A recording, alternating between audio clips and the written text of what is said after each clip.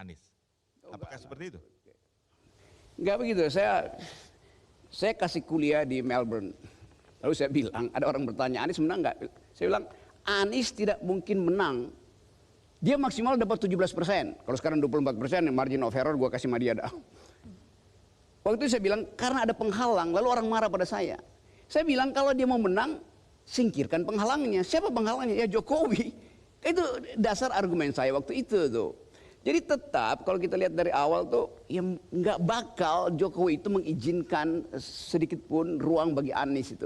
Kan itu artinya begitu Anies jadi presiden 2 minggu kemudian Jokowi ditangkap KPK kan itu.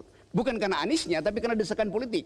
Jadi semua ide perubahan itu diaklamasikan dalam suara Anies itu. Maka orang akan tuntut pada Anies itu. Anda presiden kan, persoalkan money laundering yang pernah terduga pada keluarganya kan.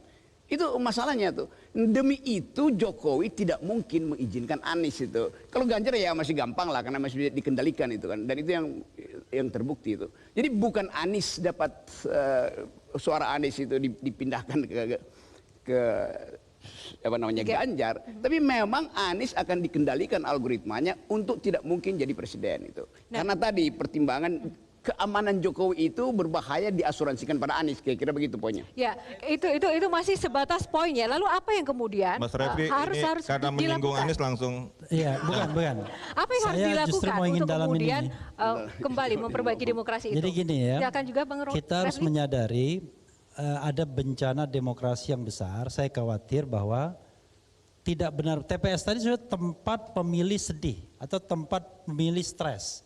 Kenapa?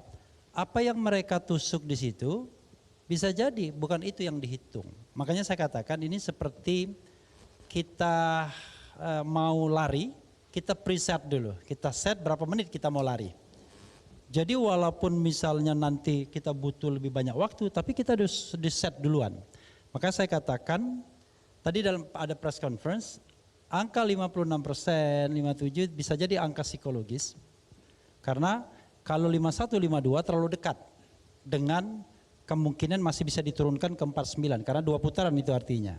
Nah angka itu angka yang paling safe. Persoalannya adalah dari mana angka itu diperoleh. Nah, this is the question.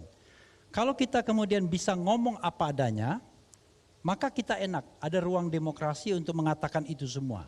Kalau ini kan tidak. Ruang demokrasinya makin dipersempit dengan satu, ujaran kebencian yang berbau sara. Kedua, menyebarkan berita bohong.